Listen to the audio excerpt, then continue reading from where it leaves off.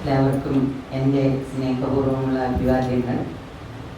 ഞാനിവിടെ ആദ്യം വരികയാണ്. ഇതിനുള്ളിലിരിക്കുന്ന ആളുകളെ കുറേ അറിയാമെങ്കിലും ഈ സ്ഥലവും ഇതിനുള്ളിലെ കുറേ ആളുകളും എനിക്ക് പുതിയതാണ്. എന്ത് പറയണമെന്ന് അറിഞ്ഞുകൂടാ. ഇന്നത്തെ ദിവസം ഒരു രോഗിയാണ്. ഞാൻ ഇന്ന് 2 മീറ്റിങ്ങുകൾ കഴിഞ്ഞു. അത് നേരത്തെ ഏറ്റുപോയതുകൊണ്ട് നമുക്ക് നിവർന്നു നിൽക്കാൻ പറ്റില്ലെങ്കിലും കൊണ്ട് ഓടിയെത്തുകയാണ്. ഇപ്പോൾ എല്ലാ പഞ്ചായത്തുകളിലും വാർഡ് മെമ്പർമാർ പരിപാടികൾ തകൃതിയായി നടത്തുകയാണ്. അടുത്ത ആഴ്ചയും കൂടെ ആയാൽ പിന്നെ അവർക്കൊന്നും ചെയ്യാൻ പറ്റില്ല. അപ്പോൾ കുട്ടികൾക്ക് ആദരിക്കൽ ചടങ്ങ്, വൃദ്ധരെ ആദരിക്കൽ, ഇങ്ങനെ ഇല്ലാത്ത പെരുമാറും. ഇപ്പം ഇന്ന് 2 പഞ്ചായത്തിൽ പോയി. അത് കഴിഞ്ഞ് വന്നപ്പോൾ ഭയങ്കര ചുമയ്ക്കുമ്പോൾ നെഞ്ചു വേദനിക്കുന്നു എന്നുള്ളതാണ് പ്രശ്നം. പുറം വേദനിക്കുന്നു, നെഞ്ചു വേദനിക്കുന്നു. അപ്പോൾ ആരെയാണ് കാണേണ്ടത് എന്ന് എൻ്റെ സുഹൃത്തിനെ വിളിച്ച് ചോദിച്ചപ്പോൾ കോപ്പറേറ്റീവ് ഓഫീസിൽ ആശുപത്രിയിൽ പോകും എന്ന് പറഞ്ഞു. 2 മണിക്ക് അവിടെ എത്തിയതാണ്. 3 മണിക്ക് അവിടെ നിന്ന് ഇറങ്ങുമ്പോഴും എനിക്ക് മരുന്നൊന്നും കിട്ടിയില്ല. വെറുതെ 1 മണിക്കൂർ അവിടെ പോവുകയും സരസ്വതി ടീച്ചർ പറഞ്ഞതുപോലെ അവരോട് ചെറിയ കലഹങ്ങൾക്ക് കാരണമാകുകയും ചെയ്തു. ECG എടുത്തു. അപ്പോൾ തന്നെ ഞാൻ പറഞ്ഞു, ECG അല്ല, എക്സ്റേ ആണ് മിക്കവാറും എടുക്കേണ്ടി വരിക. നമുക്ക് നമ്മുടെ ശരീരത്തെ പറ്റി ഒരു ധാരണയില്ലല്ലോ. ലങ്സിൻ്റെ ഭാഗത്തൊക്കെ ഇൻഫെക്ഷൻ ആകുകയാണ്, അല്ലെങ്കിൽ കഫം വരികയാണെന്നൊക്കെയാണ് നമുക്ക് തോന്നുന്നത്. ഒരു നിർത്തിയില്ലാത്ത ചുമയ്ക്കാൻ പറ്റാത്ത വേദന, അത് ഹാർട്ടിൽ നിന്ന് പോകുന്നതിൻ്റെ വേദനയല്ലാന്ന് ഇത്ര വയസ്സ് ജീവിക്കുമ്പോൾ നമുക്ക് ഏതാണ്ട് ഒരു ധാരണ. അതൊക്കെ എപ്പോഴും ശരിയാവുമെന്ന് ചോദിച്ചാൽ നമുക്കറിയാം. ECG എടുത്തു, അതിൽ കുഴപ്പമൊന്നുമില്ല. അപ്പോൾ പറഞ്ഞു നെബുലൈസേഷൻ ചെയ്യണം. അത് ചെയ്തിരുന്നെങ്കിൽ വല്ല വ്യത്യാസവും ഉണ്ടായിരുന്നു. പക്ഷെ അതിനും കൂടി നിന്നാൽ ഞാൻ ഈ സമയത്ത് എത്തില്ലല്ലോ എന്ന് ഉള്ളത് കൊണ്ട് 5 മണിക്ക് ചെല്ലാം എന്ന് പറഞ്ഞ് 1 മണിക്കൂർ അവിടെ ചിലവാക്കി തിരിച്ചു പോകും. അവരോടുണ്ടാക്കിയ ഇഷ്യൂ എന്താണെന്ന് പറഞ്ഞു. ഇപ്പോൾ കാർഡ് എടുക്കണം. ഒരു സ്വകാര്യ ഒരു ഡോക്ടർ ഇങ്ങനെ ഒറ്റയ്ക്ക് ഇരുന്ന് നോക്കുമായിരുന്നെങ്കിൽ ഡോക്ടർ തന്നെ എഴുതിക്കോളുമായിരുന്നു, വരണ്ട വയസ്സത്ര എന്നൊക്കെ പറഞ്ഞു. ഇതിപ്പോൾ ഇവിടെ ചെന്ന് പെട്ടതുകൊണ്ട് എനിക്ക് കാഷ്വാലിറ്റിയിൽ മതി, തിരക്കുണ്ടെന്ന് പറഞ്ഞു. അപ്പം എൻ്റെ വിചാരം കാഷ്വാലിറ്റിയിൽ അവരൊരു മരുന്ന് തന്നു വിടും എന്നാണ്. പക്ഷെ അങ്ങനെയൊന്നുമല്ല, കാർഡ് എടുക്കണം. എന്നാൽ പിന്നെ കാർഡ്. അപ്പോൾ കാർഡ് എടുക്കുമ്പോൾ അതിൻ്റെ അകത്തെ ഒരു ചോദ്യം, അച്ഛൻ്റെ പേര് ഭർത്താവിൻ്റെ പേര് എന്നാണ്. ഞാൻ പറഞ്ഞു, ഞാൻ അതിൻ്റെ മോള് എഴുതിയിരിക്കുന്നത് എന്താണെന്ന് നോക്ക്.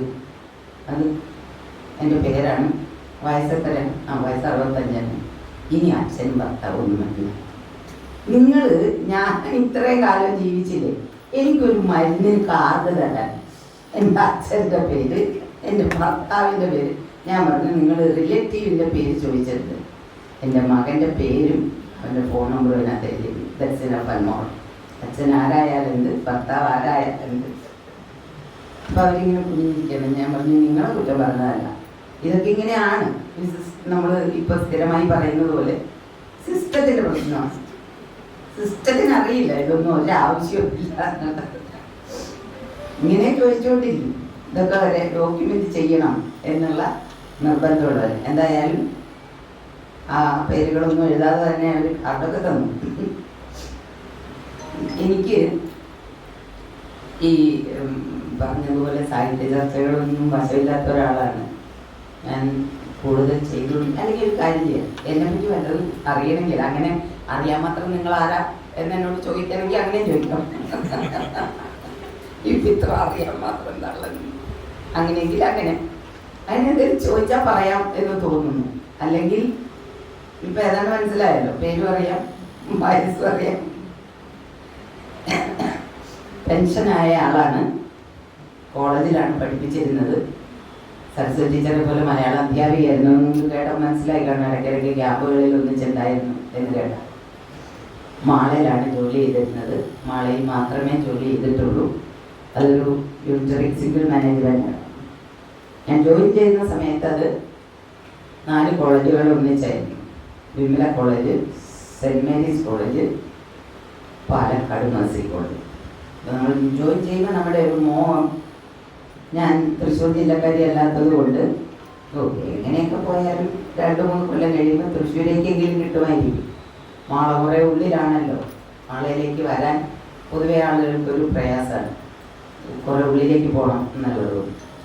പക്ഷെ ഞാൻ ജോയിൻ ചെയ്ത് ഭാഗ്യം പോലെ, ഐശ്വര്യം പോലെ അവരെന്നെ ട്രൈഫർക്കേറ്റ് ചെയ്ത് 3 മാനേജ്മെൻറ്റായി. സെൻറ്റ് മേരീസും വിമലയും 1, പാലക്കാട് മേഴ്സി 1, മാള കാർമൽ ഉണ്ടാകും. അങ്ങനെ 4 മാനേജ്മെൻറ്റ്, 4 മാനേജർമാർ.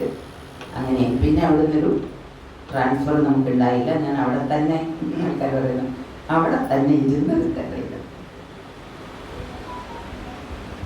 വിമൻസ് കോളേജിലേ പഠിപ്പിച്ചിട്ടുള്ളൂ. വലിയ ആഗ്രഹമുണ്ടായിരുന്നത് ആൺകുട്ടികളോടും സംവദിക്കണം എന്നുള്ളതായിരുന്നു. പക്ഷെ എൻ്റെ ഹസ്ബൻഡ് അന്നൊക്കെ പറയായിരുന്നു, അങ്ങനെ വിഷമിച്ചിട്ടൊരു കാര്യമില്ല, താൻ വിമൻസ് കോളേജിൽ പെൺകുട്ടികളെ പഠിപ്പിക്കുന്നു, ഞാൻ ഗവൺമെൻറ് കോളേജിൽ പെൺകുട്ടികളെ പഠിപ്പിക്കുന്നു, വലിയ വ്യത്യാസമൊന്നുമില്ല. BA ക്ലാസ്സിൽ ഒരു പെൺകുട്ടിയുണ്ട്, ആൺകുട്ടിയുണ്ട്, MA ക്ലാസ്സിൽ ഒരാൺകുട്ടി പോലും. അങ്ങനെ മരുന്നിന് പോലും ആൺകുട്ടികൾ ആർട്സ് ആൻഡ് സയൻസ് കോളേജുകളിൽ പഠിക്കാത്ത കാലമായിരുന്നു ഞാൻ റിട്ടയർ ചെയ്യുന്നത് വരെയൊക്കെ ഉള്ളൊരു കാലം. ഇപ്പോൾ കുറച്ച് മാറിയിട്ടുണ്ടെന്ന് തോന്നുന്നു. എൻ്റെ കോളേജ് 3 വർഷം മുന്നേ ഇത് മിക്സഡാക്കി, അതായത് ആൺകുട്ടികൾക്ക് കൂടി അഡ്മിഷൻ കൊടുത്തു. അപ്പം അതിൻ്റെ ഒരു ലഹരിയിൽ കുറേ ആൺകുട്ടികൾ ചേർന്നിട്ടുണ്ട്.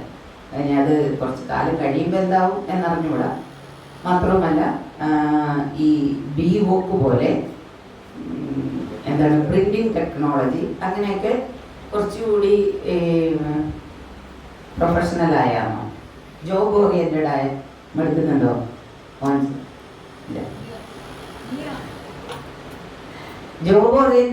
ജോബ് ഓറിയൻറ്റഡായ കോഴ്സുകൾ പഠിപ്പിക്കാൻ തുടങ്ങി. അങ്ങനെ വരുമ്പോൾ പെൺകുട്ടികളെക്കാൾ ആൺകുട്ടികൾക്ക് ഇപ്പോഴൊക്കെ രണ്ടുപേരും തമ്മിൽ ആ കാര്യത്തിൽ വ്യത്യാസമൊന്നും ഇല്ലാന്ന് തോന്നുന്നു. എന്നാലും നേരത്തെ ഉള്ള ഒരു രീതി അനുസരിച്ച് പെൺകുട്ടിക്ക് ജോലി കിട്ടിയില്ലെങ്കിലും ഒരു സമാധാനമുണ്ട്, ആൺകുട്ടികൾ ജോലി ഇല്ലാതെ നടന്നാലാണ് സമാധാനം കേടുന്നത്. അപ്പം അതുകൊണ്ടാണ് ആർട്സ് ആൻഡ് സയൻസ് കോളേജുകളിൽ ആൺകുട്ടികൾ ഇല്ലാതാകുന്നത്. അവർ 10ഉം +2ഉം കഴിഞ്ഞാൽ പിന്നെ ഈ BA എന്ന് പറഞ്ഞ് പണ്ടത്തെ പ്രയോഗം അതായിരുന്നു, BAക്ക് വായിക്കുക, MAക്ക് വായിക്കുക എന്നാണ്. അല്ലാതെ BAക്ക് പഠിക്കുന്നു എന്ന് പറഞ്ഞിരുന്നില്ല. ഇവിടെ അങ്ങനെ പറഞ്ഞിരുന്നവരുണ്ടോ എന്ന് എനിക്ക് അറിഞ്ഞൂടാ, അത്രയും പ്രായമുള്ളവരെ കാണുന്നില്ല. അഴീക്കോട് സാറൊക്കെ പറഞ്ഞിരുന്നത് അങ്ങനെയാണ്. അവരുടെ കാലത്ത് BAക്ക് വായിക്കുക എന്നാണ് പറഞ്ഞിരുന്നത്. അതായത് ധാരാളമായി വായിക്കണം, പഠിപ്പിക്കലല്ല പ്രധാനം, സ്വയമായി വായിച്ചുണ്ടാക്കുകയാണ്. അപ്പോൾ ഈ BAക്ക് വായിച്ച് MAക്ക് വായിച്ച് നടക്കാൻ അവർക്കൊന്നുമില്ല. അവരെന്തെങ്കിലും പ്രൊഫഷണൽ കോഴ്സ് പഠിച്ച് ജോലി സമ്പാദിക്കാനാണ് താല്പര്യപ്പെടുന്നത്, പ്രത്യേകിച്ച് ആൺകുട്ടികൾ. അതുകൊണ്ടാണ് +2 കഴിഞ്ഞാൽ ഈ ആർട്സ് ആൻഡ് സയൻസ് കോളേജുകളിലേക്ക് ആൺകുട്ടികളുടെ ഈ എണ്ണം വളരെ വളരെ വളരെ വളരെ കുറവായി പോകും. പക്ഷെ അതിന് വലിയ ഒരു അപകടവുമുണ്ട്.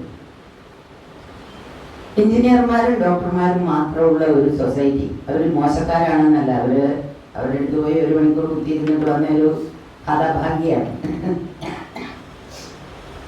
പക്ഷേ അവരിൽ ചിന്തിക്കുന്നവർ, എഴുതുന്നവർ, പുരോഗമനപരമായ ആശയങ്ങൾ കൈവശം വയ്ക്കുന്നവർ, 4 പേരോട് പറയുന്നവർ, ഒരു വിപ്ലവത്തിന് തയ്യാറാവുന്നവർ വളരെ വളരെ കുറവായിരിക്കും. അത് വരണമെങ്കിൽ ഈ ഹ്യൂമാനിറ്റീസ് പഠിക്കുകയോ ഭാഷ പഠിക്കുകയോ ഒക്കെ ചെയ്യുന്നവരെ ഭാഗത്തു നിന്നാണ് കൂടുതലായും അത് കാണുന്നത്. സൈദ്ധാന്തികമായി ഈ ലോകത്തെ മാറ്റുന്നത് പ്രവർത്തനങ്ങളാണ് സംബന്ധിച്ചു. പക്ഷെ പ്രവർത്തനങ്ങൾക്ക് ആധാരം ആശയമാണ്. ആ ആശയങ്ങൾ ഉണ്ടായി വരുന്നത് മനുഷ്യരുടെ ബുദ്ധിയിൽ നിന്നാണ്. ആ ബുദ്ധി ക്ഷമയോടെ ചിന്തിക്കുന്നവരുടേതാണ്. ഇങ്ങനെ രാവിലെ 7 മണിക്ക് കൺസൾട്ടേഷൻ റൂമിൽ കയറി ഇരുന്നിട്ട് രാത്രി 8:30 മാത്രം അവിടെ നിന്ന് ഇറങ്ങി പോവുകയും എല്ലാവരോടും നിങ്ങൾ 1 മണിക്കൂർ ഇരുന്നാൽ പിന്നെ 10 മിനിറ്റ് എഴുന്നേറ്റ് നടക്കണം, കൃത്യസമയത്ത് ഭക്ഷണം കഴിക്കണം, കൃത്യമായി ഉറങ്ങണം എന്നൊക്കെ പറയുന്ന ഈ ഡോക്ടർമാർ ജീവിതത്തിൽ ഒരു ദിവസം പോലും അങ്ങനെ ചെയ്തിട്ടുണ്ടാവില്ല. അവർക്കതിനുള്ള സാവകാശമില്ല. അവർക്ക് ഈ ആ ചെയ്യുന്ന എന്താ പറയേണ്ടത്, സർവീസ് മോശമാണ് എന്നല്ല, പക്ഷേ അതുകൊണ്ട് അവരവരുടെ ശരീരത്തെ, അവരുടെ ആരോഗ്യത്തെ പരിഗണിക്കാതെയുള്ള ഒരു പണസമ്പാദനം ഉണ്ട് അതിനകത്ത്. ഈ പണസമ്പാദനം വളരെ വലിയ അളവിൽ നമ്മുടെ സമൂഹത്തെ സ്വാധീനിച്ചത് കൊണ്ടാണ് കേരളത്തിൽ പി.സി. തോമസിൻ്റേതുപോലെയുള്ള സ്ഥാപനങ്ങൾക്ക് വലിയ പ്രചാരം വന്നതും. അതൊന്നും തെറ്റാണെന്നോ അത് പാടില്ല എന്നുമല്ല, അത് കുട്ടികളുടെ ടേസ്റ്റ് നോക്കാതെയാണ് ചെയ്യുന്നത്. +2 കഴിഞ്ഞാൽ പിന്നെ പി.സി. തോമസ് ആണ്. ഇതിപ്പോൾ ഇന്നലെ എൻ്റെ സഹോദരൻ വിളിച്ചിട്ട് പറയുന്നു, ഇദ്ദേഹത്തിൻ്റെ മകൻ ക്ലാസ്സിൽ പോകുന്നില്ല, ഏറ്റവും ചെറിയ സഹോദരൻ വളരെ വൈകി കുട്ടിയുണ്ടായി, അവൻ +2 ആണ്, അവൻ പഠിക്കാൻ മോശമാണ്, അവന് സ്പോർട്സിലാണ് താല്പര്യം. അപ്പം ഞങ്ങൾ എല്ലാവരും കൂടെ പറഞ്ഞു ഹ്യൂമാനിറ്റീസ് എടുക്കട്ടെ. അപ്പോൾ പിന്നെ ഈ പ്രാക്ടിക്കൽ കാര്യങ്ങളൊന്നും ഇല്ലല്ലോ, അവൻ എന്തെങ്കിലുമൊക്കെ കോച്ചിങ്ങിനൊക്കെ പോയാലും അവൻ അത് വായിച്ച് ശരിയാക്കാവുന്നതല്ലേ ഉള്ളൂ. അപ്പോൾ അതൊക്കെ എല്ലാവരും സംബന്ധിച്ച് ചേർത്ത് കഴിഞ്ഞപ്പോൾ ഈ ചങ്ങാതി പറയുന്നത് അവിടെ ആർക്കും പഠിക്കണമെന്നുമില്ല, അവിടെ ആർക്കും പഠിപ്പിക്കണമെന്നുമില്ല, അതുകൊണ്ട് ക്ലാസ്സിൽ പോകാൻ ഒരു രസവുമില്ല എന്നാണ്. അതായത് ഈ ഹ്യൂമാനിറ്റീസ് പഠിക്കാൻ വരുന്നവരെല്ലാം വെറും വേസ്റ്റുകളാണ് എന്നുള്ള, അല്ലെങ്കിൽ പഠിക്കാനേ താല്പര്യമില്ലാത്ത കുറേ ആളുകളെ പഠിപ്പിക്കാനേ താല്പര്യമില്ലാത്ത കുറേ ആളുകൾ കൈകാര്യം ചെയ്യുന്ന ഒരു സിസ്റ്റമാണ് എന്ന നിലയ്ക്കായി പോയിട്ടുണ്ട് ഈ പുതിയ കാലത്ത്. അതുകൊണ്ട് നിങ്ങൾക്ക് അന്വേഷിച്ചാൽ അറിയാം, നിങ്ങളുടെ ഏതെങ്കിലും സ്കൂളിൽ, പ്രശസ്തമായ ഏതെങ്കിലും സ്കൂളിൽ ഹ്യൂമാനിറ്റീസ് ഉണ്ടോ? സർക്കാർ സ്കൂളുകളിൽ ഉണ്ടാവണം എന്ന നിയമമുണ്ട്, അതുകൊണ്ടുണ്ട്. എയ്ഡഡ് സ്കൂളുകളിൽ ഉണ്ടാവണം എന്ന നിയമമുണ്ട്, അവർ പലപ്പോഴും അത് ഉപേക്ഷിച്ച് കളയും. അവരോരോ ന്യായം പറയും, കുട്ടികൾ ചേർന്നില്ല. അപ്പോൾ ഇതിങ്ങനെ ഇത്തരത്തിലുള്ള ഒരു പേര് ദോഷം കേരളത്തിലെ വിദ്യാർത്ഥികളുടെ ഇടയിൽ ഉണ്ടാക്കി വെച്ചത് അച്ഛനമ്മമാരുടെ അതിഭയങ്കരമായ ആർത്തിയാണ്. MBBS കഴിഞ്ഞാൽ ഉടനെ ഈ മുറിയിൽ കയറിയിരുന്നാൽ രാത്രിയാകുമ്പോൾ കുറഞ്ഞത് 10,000 രൂപ എണ്ണിയെടുക്കാം എന്നുള്ള മോഹം കൊണ്ടാണ് പി.സി. തോമസിന്റെ അടുത്ത് വിട്ട്. പി.സി. തോമസ് എന്ന് പറയുന്ന അധ്യാപകരുടെ കുറ്റം കൊണ്ടല്ല, അദ്ദേഹം ആവശ്യത്തിനനുസരിച്ച് പ്രവർത്തിച്ചു, അത് അക്കാലത്ത് വേണമായിരുന്നു.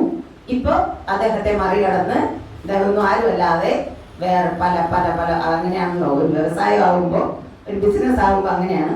കുറച്ച് നാൾ ഒരാൾ കൊണ്ടുപോയാൽ പിന്നെ അതിൻ്റെ സാധ്യത മനസ്സിലാക്കി അതിങ്ങനെ സൈലമായും പിന്നെ എന്താണ് ബ്രൈറ്റോ പല ബ്രില്യൻ്റായും അതായും ഇതായും എല്ലാം ഇങ്ങനെ വളർന്ന് വികസിച്ചുകൊണ്ടേയിരിക്കും. ഇത് കേരളത്തിലാണ് കൂടുതൽ. ഞാൻ ഇതൊന്നും പറയാൻ വിചാരിച്ച ആളല്ല, എന്നോട് ക്ഷമിക്കണം, അറിയാറ്റി പോകുന്നത്. ഇന്ത്യയിൽ രാജസ്ഥാനിൽ കോട്ട എന്ന് പറയുന്ന സ്ഥലത്താണ് ഈ പാലായിലെ ബ്രില്യൻ്റ് പോലെ, തൃശ്ശൂരിലെ പി.സി. തോമസ് പോലെ ഭയങ്കരമായ ഈ എൻട്രൻസ് കോച്ചിങ് ഉള്ള സ്ഥലം. ഓരോ വർഷവും കേരളത്തിൽ നിന്ന് മാത്രം പോയി ആത്മഹത്യ ചെയ്യുന്ന കുട്ടികളുടെ എണ്ണം വളരെയാണ്. എന്താ നമ്മളുടെ മക്കളെയൊക്കെ കാണിച്ചു കൂട്ടുന്നത് എന്നപ്പോൾ നമ്മളറിയും. നമ്മൾ കുട്ടികളെയാണ് എപ്പോഴും കുറ്റപ്പെടുത്തുക, കുട്ടികൾക്ക് അങ്ങനെയില്ല, കുട്ടികൾക്ക് ഇങ്ങനെയില്ല എന്ന്.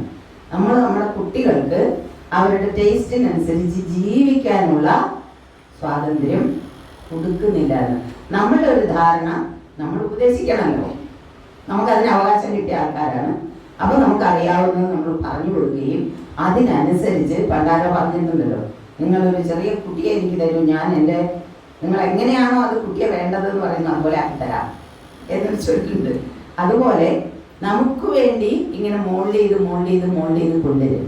അതുകൊണ്ടാണ് ഇവിടെ ആ കാലത്ത് കേട്ടിരുന്നു, ഈ എൻട്രൻസ് കോച്ചിങ് സെന്ററുകളിൽ നിന്ന് മാനസിക പ്രശ്നങ്ങൾ അനുഭവിച്ചുകൊണ്ട് നിരവധി കുട്ടികൾ പുറത്തേക്ക് വരുന്നു എന്ന്. അതൊക്കെ എന്തൊരു സങ്കടമാണ്. കുട്ടിക്ക് പറ്റുന്നില്ല എന്ന് കണ്ടു കഴിഞ്ഞാൽ, കുട്ടി അത് സത്യസന്ധമായിട്ട് പറഞ്ഞു കഴിഞ്ഞാൽ അത് നമ്മൾ അംഗീകരിക്കില്ല എന്ന് വെച്ചാൽ പിന്നെ ആ കുട്ടിക്ക് എവിടെയാണ് ഒരു സ്വസ്ഥതയുള്ളത്? സ്വന്തം വീട്ടിൽ പറയാൻ പറ്റുന്നില്ല, എനിക്ക് പഠിക്കാൻ പറ്റുന്നില്ല, അല്ലെങ്കിൽ എനിക്കിത് ഇഷ്ടമല്ല എന്ന് പറയാൻ പറ്റുന്നില്ല. ഞാൻ സ്കൂളിൽ പഠിക്കുന്ന കാലത്ത് ഞാൻ സർക്കാർ സ്കൂളിലാണ് പഠിച്ചത്. ഫസ്റ്റ് ക്ലാസ് ഇല്ലാതിരുന്നിട്ട് പോലും സ്കൂളിലെ ഫസ്റ്റാണ്. ആലോചിക്കണപ്പോൾ സ്കൂളിൻ്റെ അവസ്ഥ എന്തായിരിക്കും. സെക്കൻഡ് ക്ലാസ്സേ ഉള്ളൂ. 100 എത്രയോ പേര് എഴുതിയിട്ട് 14 പേരാണ് ജയിച്ചത്. 121 അങ്ങനെ. അപ്പോൾ ആളുകളുടെ വിചാരം നമ്മളെന്തോ ഒരു പക്ഷെ കുറേ വർഷങ്ങൾക്ക് മുന്നെയാണ് കേട്ടത്. 1970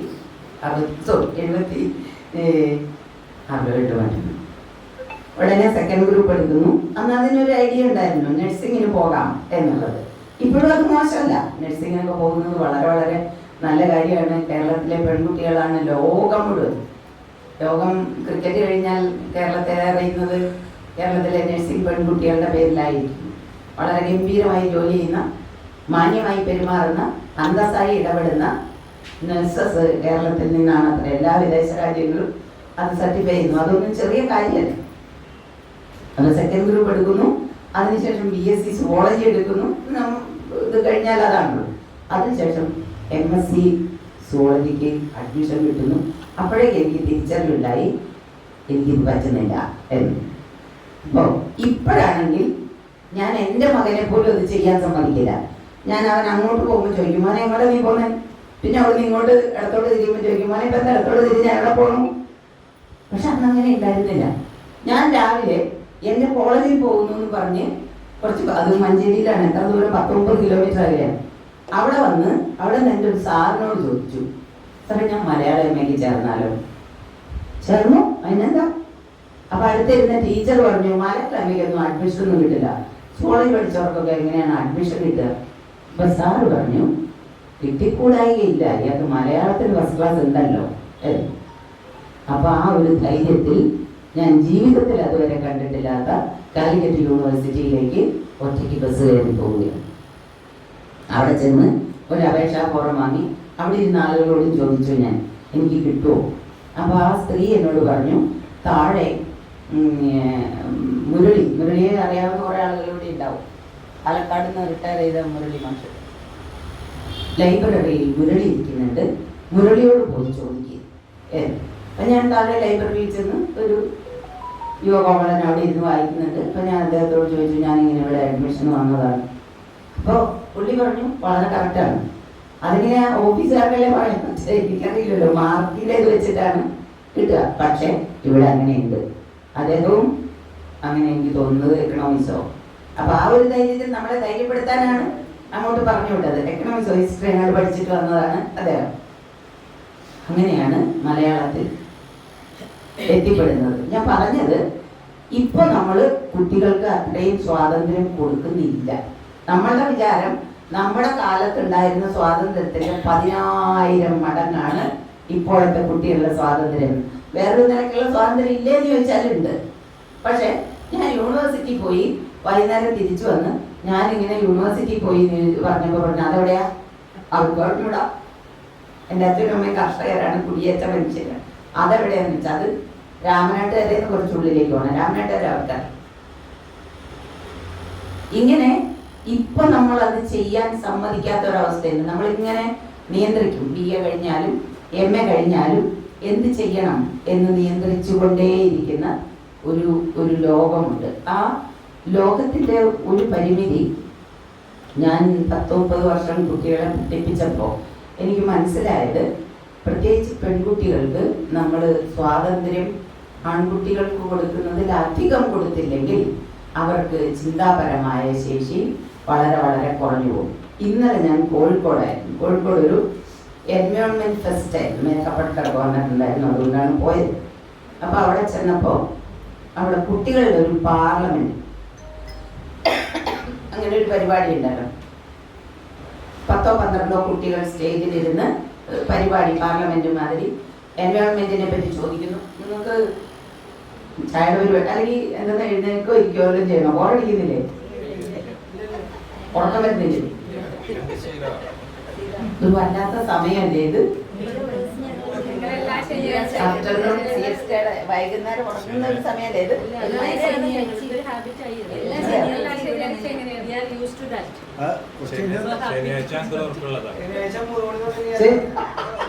ഇങ്ങനെയാണ് സത്യം പറയാ കേട്ടോ. ശനിയാഴ്ച 3 മണി മുതൽ ഞങ്ങൾക്കൊരു ഉറക്കമുള്ളതാണ്.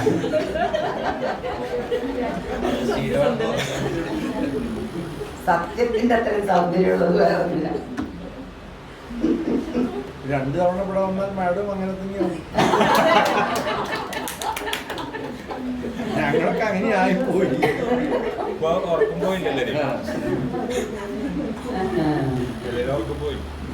ഞാൻ ഡിഗ്രിക്കാരെയൊക്കെ എഴുന്നേറ്റ് നിർത്തുമായിരുന്നു. എന്താന്ന് വെച്ചാല് അതൊരാവശ്യമാണ്.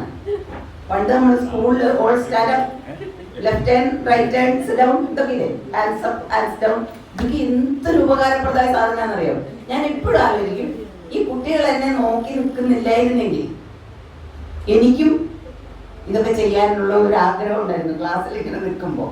പിന്നെ ഞാൻ നിൽക്കുകയും നടക്കുകയും ആയതുകൊണ്ട് അവരിങ്ങനെ ഇരുന്ന് വരുമ്പോൾ അവർക്കുണ്ടാകുന്ന ഒരു മയക്കത്തിൻ്റെ ഒരു ലഹരി ഉണ്ടല്ലോ, അതെനിക്കില്ലല്ലോ. അപ്പം എന്താ പറഞ്ഞു, എന്താണ് പാർലമെന്റ്, ഗ്രീൻ പാർലമെന്റ്, കേരളത്തിന്റെ പരിസ്ഥിതി മറിച്ചതൊക്കെ കുട്ടികളിരുന്ന് ചർച്ച ചെയ്യും. അപ്പൊ നോക്കുമ്പോ 10 പേരോ 12 പേരോ ഉണ്ട്, മുഴുവൻ പെൺകുട്ടികൾ. അപ്പൊ ഞാൻ അപ്പോഴാണ് ഈ 1 മണിക്ക് ഞാൻ അവിടെ എത്തിയുള്ളൂ. അപ്പൊ ഞാൻ ചോദിച്ചത് വന്ന വഴി കുട്ടികൾ ഒരു ചായ വേണ്ടത്.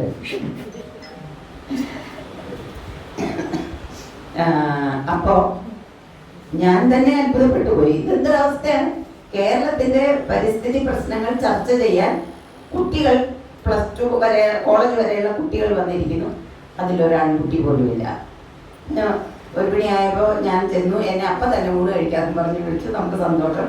ഊണ് കഴിക്കാൻ ചെന്നപ്പോൾ എന്നെയും TV സജീവിനെയും കൂടെ ഒന്നിച്ച് വിളിച്ചു. TV സജീവിനെ നിങ്ങൾക്കെല്ലാം അറിയാമല്ലോ, AFRAയിലെ സീനിയർ സയന്റിസ്റ്റ്. ഞാൻ അവിടെ ചെന്നിരുന്നിട്ട് സജീവിനെ കാണാനില്ല. കുറെ നേരം കഴിഞ്ഞപ്പോൾ വന്നിട്ട് പറഞ്ഞു, അപ്പോൾ വേറൊരാൾ വന്ന് പറഞ്ഞു, സജീവ് അവിടെ കുട്ടികൾക്കെതിരെ പറയുന്നു. അതെന്താ പറഞ്ഞത് എന്ന് ചോദിക്കുമ്പോൾ കുട്ടികൾക്കെതിരെയല്ല, കുട്ടികൾ പറയുന്നതിനെയെല്ലാം ബാക്കി ഇതിന്റെ സംഘാടകർ വലിയ തോതിൽ പ്രശംസിക്കുകയാണ്. ഗംഭീരമായി, അങ്ങനെയായി, ഇങ്ങനെയായി. അപ്പോൾ സജീവിന്റെ അഭിപ്രായം കുട്ടികൾ വളരെയൊന്നും ഗംഭീരമായി പറഞ്ഞിട്ടില്ല, പിന്നെന്തിനാണ് സത്യസന്ധതയില്ലാതെ അവരെ ഇങ്ങനെ പ്രശംസിക്കുന്നത്? ആ പ്രശംസ അവർക്ക് ദോഷം ചെയ്യും. അത് അദ്ദേഹം അവിടെ പരസ്യമായി പറഞ്ഞിട്ട് ഊണ് കഴിക്കാൻ വന്നു. അപ്പോൾ ഊണ് കഴിക്കുന്നതിന്റെ ചർച്ചയ്ക്കിടയിൽ അദ്ദേഹം പറഞ്ഞത്, തുല്യത നല്ലതാണെങ്കിലും ചില ഘട്ടങ്ങളിൽ അത് അപകടകരമാകുന്ന അവസ്ഥയിലേക്ക് പോകുന്നു. ഞാൻ പറഞ്ഞു, തുല്യത ഒരിക്കലും അപകടമാവില്ല. ഇപ്പൊ തുല്യത ഇല്ലാതെ പോയത് കൊണ്ട് പറ്റിയ അപകടമാണ്. പെൺകുട്ടികൾ മാത്രമായി എന്തിനാണ് കേരളത്തിലെ പാരിസ്ഥിതിക പ്രശ്നങ്ങൾ ചർച്ച ചെയ്യുന്നത്? നിർബന്ധമായും ആൺകുട്ടികൾ വേണമല്ലോ. അവരില്ലാതെ പോയത് പെൺകുട്ടികളെ സെലക്ട് ചെയ്യണമെന്ന് ആരും തീരുമാനിക്കുന്നത് കൊണ്ടല്ല, ആൺകുട്ടികൾ വരാത്തത് കൊണ്ടാണ്. ഞാൻ പറഞ്ഞു വന്നത് ഇതൊന്നുമല്ല. അപ്പൊ സജീവിന്റെ ഒരു നിഗമനം, പെൺകുട്ടികൾ പഴയതെല്ലാം വായിക്കുകയും, അതായത് ഇപ്പോൾ ഉള്ള കാര്യങ്ങൾ വായിക്കുകയും ആ വായിച്ച കാര്യങ്ങൾ മനോഹരമായി റീപ്രൊഡ്യൂസ് ചെയ്യുകയും ചെയ്യും.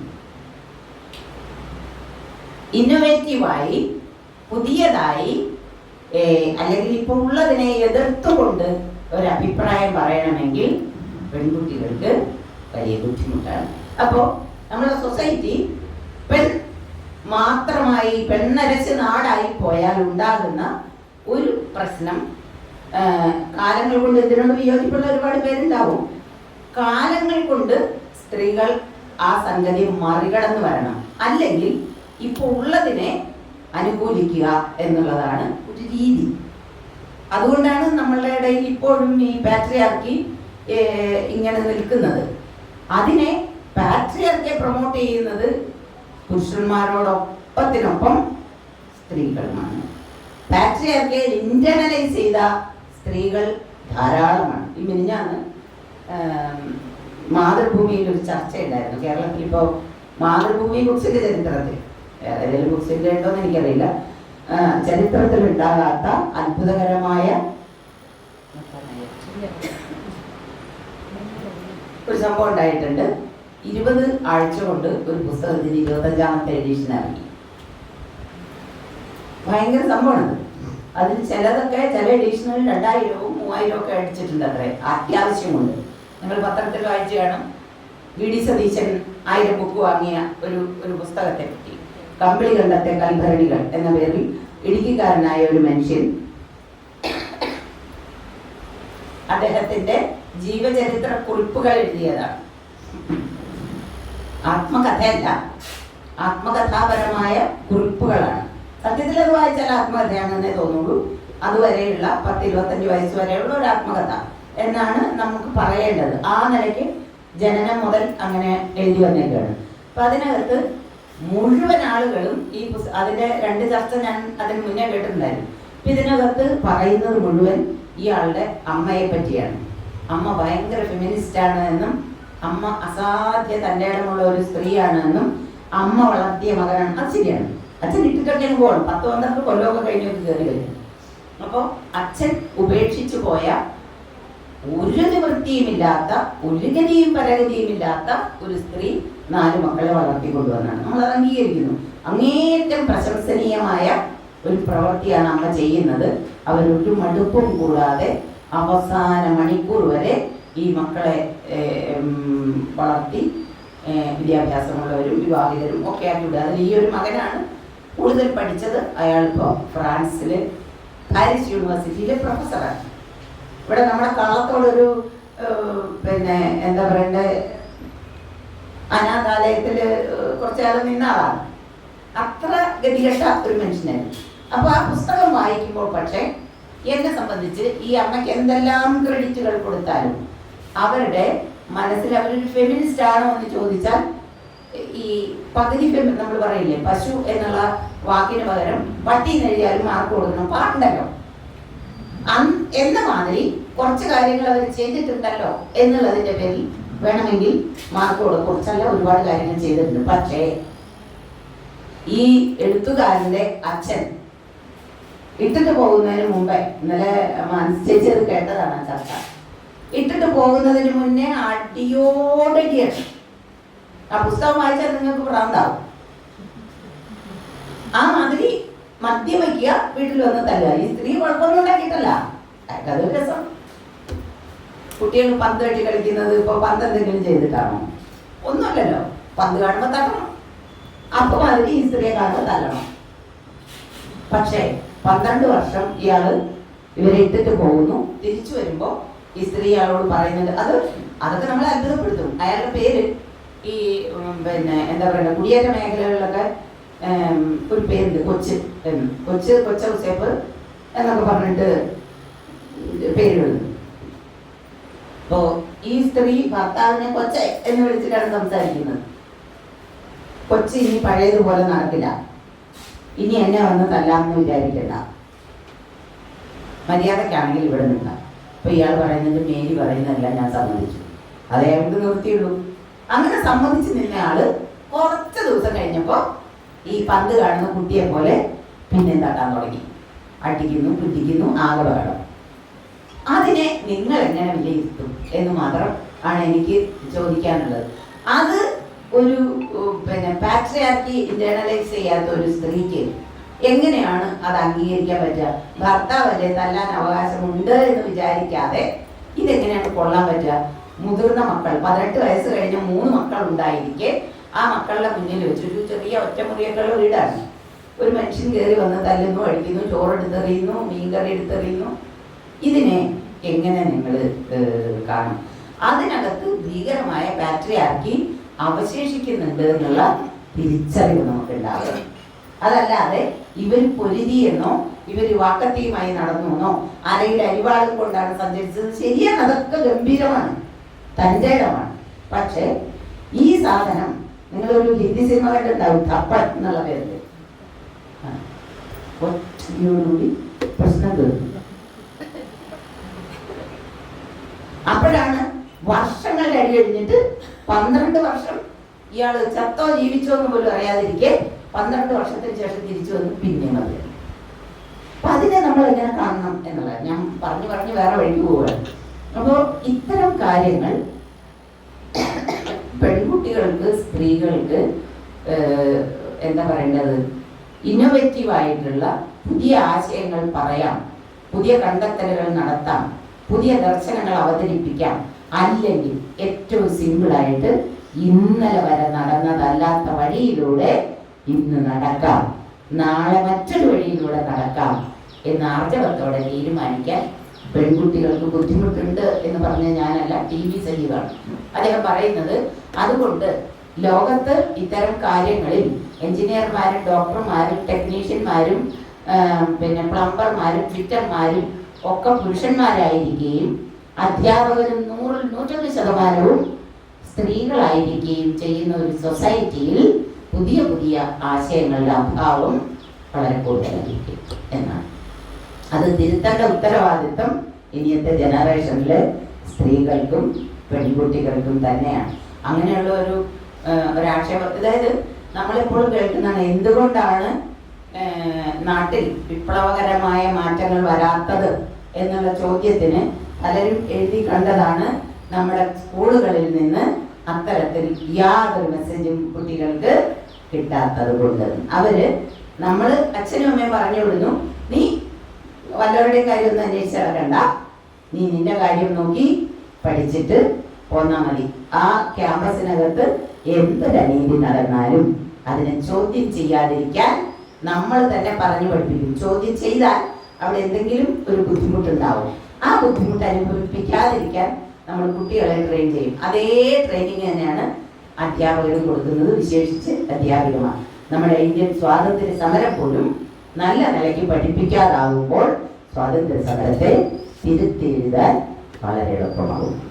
അത് വിദ്യാഭ്യാസ രംഗത്ത് പറ്റുന്ന പാളിച്ച കൊണ്ട് തന്നെയാണ്. നമ്മളത് തിരിച്ചറിയണമെങ്കിൽ കുറെ കാലം കഴിയും എന്നുള്ളതാണ്. നമ്മളോടൊക്കെ ഈ സ്വാതന്ത്ര്യ സമര ചരിത്രം, രാമായണം, മഹാഭാരതം ഒക്കെ അത് പഠിപ്പിച്ച ആളുകളല്ല പറഞ്ഞു തന്നിരുന്നത്. ഓരോ സാറുമാർ ഫ്രീ കിട്ടുമ്പോൾ വന്നിരുന്ന് അപ്പോൾ സാറിനോട് സാറേ രാമായണത്തിന് കഥയിൽ പറയൂ, അല്ലെങ്കിൽ സാറേ മഹാഭാരതത്തിലെ ഏതെങ്കിലും ഒരു കഥ പറയൂ.